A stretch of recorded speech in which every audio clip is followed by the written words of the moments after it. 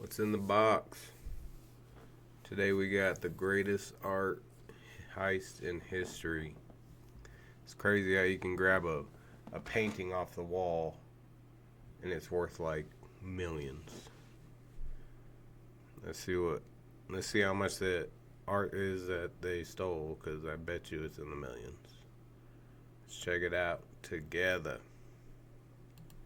It's a hot summer's evening in Paris. For weeks, a 1911. record-breaking heat wave has been cooking the city, leaving the streets empty and the Louvre quieter than ever. No one dares to go outside, but for one man, it's time to strike.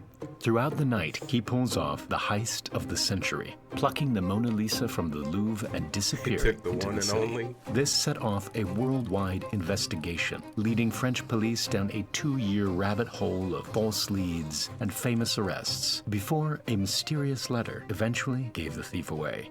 We modeled the entire thing to show you how a single man stole the Mona Lisa, how he almost got away with it, and the elaborate plan behind the heist that was eventually revealed decades later. As the sun went down that Sunday evening, the last few tourists were trickling out of the Louvre. But just before it closed, a man entered the museum dressed in the Louvre's official white uniform. Blending in as an employee, he quickly found his way to a small storage closet, squeezed his way in, and waited out the entire night. The Louvre was closed the next day, so very few employees were going to be patrolling the museum.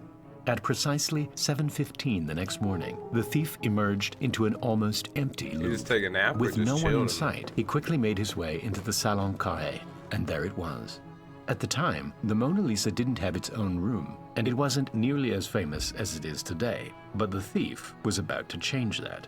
With no one in sight, he pulled the painting off its metal pins and carried it to a nearby stairwell. Using a screwdriver, he managed to remove the painting from He its took it protective out? frame before covering it in a white sheet and heading straight for the nearest exit. But as he reached for the door, it was locked. At that exact moment, a plumber working for the Louvre appeared out of nowhere. He assumed that the man was a Louvre employee, and so he helped him open the door.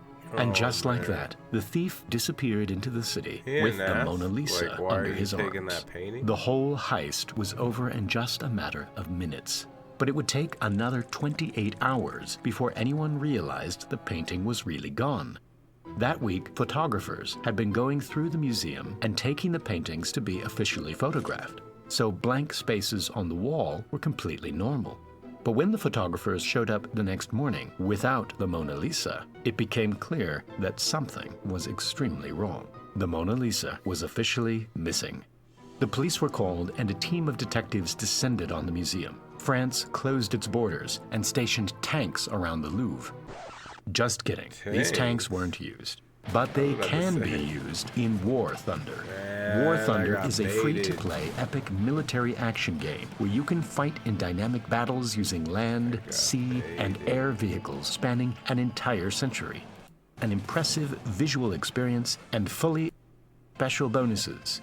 You can also play War Thunder mobile on your phone. Down in the description. That's a long When the Louvre ad, announced like, that one of its prized minute. possessions had disappeared, 2 it minutes. sent shockwaves all around the world. And the question was, where did it go? All the police had found was the wooden picture frame and a fingerprint left behind by the thief. Oh my. To get the There it investigation going, local newspapers started offering a reward of $250,000 for any information that would lead them to the painting. The response was overwhelming. Thousands of people sent letters and showed up to police stations with all kinds of information, placing the Mona Lisa all over the world. 2 separate witnesses recalled seeing a man leaving the Louvre with a bulky object, but the descriptions of the man were completely different. One person claimed that the Mona Lisa was on a freight train heading through Belgium, and another claimed that the painting was on a ship which had already set sail for America. But perhaps the most promising suspect was the famous artist, Pablo Picasso. A secretary who knew Picasso wrote to the police and admitted that he had stolen several Iberian statues from the Louvre. He claimed to have sold these statues to Picasso, who went on to use them in one of his paintings.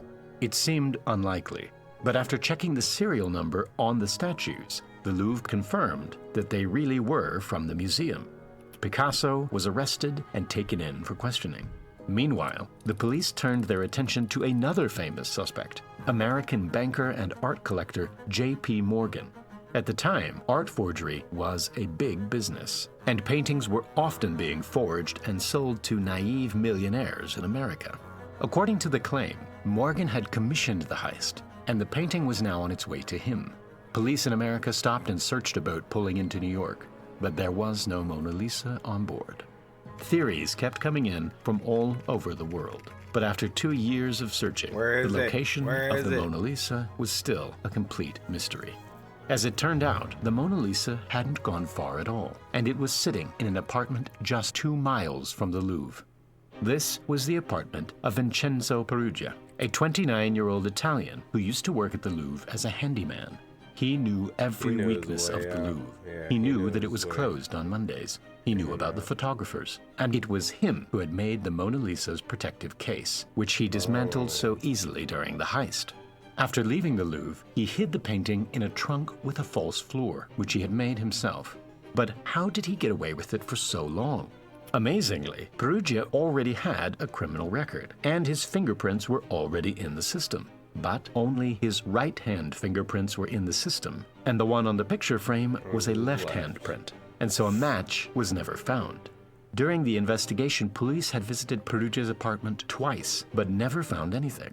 Little did they know that the Mona Lisa was hiding right under their noses. Peruggia had pulled off a stupidly simple heist, and it seemed like he would get away with it. But after 2 years holding the painting hostage, he started to get impatient. He wrote an anonymous letter to an art dealer in Florence, the city where Da Vinci painted the masterpiece. In the letter, he claimed to have the Mona Lisa in his possession and said he wanted to return it back to its home. He signed the letter with the name Leonardo and took the next train to Florence.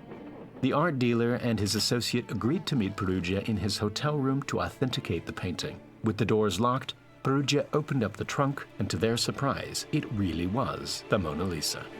In order to further authenticate the painting, the art dealers took it back to their studio, assuring Peruggia that he would be rewarded for bringing it back to Italy. But just an hour later, the police showed up at his door and arrested him. Peruggia ended up spending just 7 months in prison and died just 10 years later. Although the search for the Mona Lisa was over, the truth behind what really happened seemed to have gone to the grave.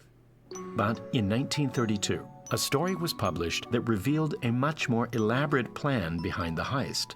Written by Carl Decker, he claimed to know the man who was really behind the heist, a man named Edoardo de Valfierno, an expert in art forgery. He had come up with a grand plan to sell not 1, but 6 perfect copies of the Mona Lisa to 6 unsuspecting millionaires lined up in America. He commissioned a talented French painter to make the copies and shipped them off to America and put them into storage. In order for them to believe they were really getting their hands on the Mona Lisa, the real one had to go missing, and so he contracted Peruggia to pull off the heist. When news spread that the Mona Lisa had gone missing, the paintings were sold to their buyers, and the 3 involved ran off with the equivalent of $90 million. And now, time for the Primal Space giveaway. The winner of the previous giveaway is Josh. Congratulations, Josh. It was a good video, man. So the heist was successful because they stole it. They had copies of it already, it sounded like. Shipped them to America and sold 6 copies of it. So they sold the Mona Lisa 6 times before the new one even turned up. They didn't even sell not the new one, the real one. That's crazy, man. Good video, good video.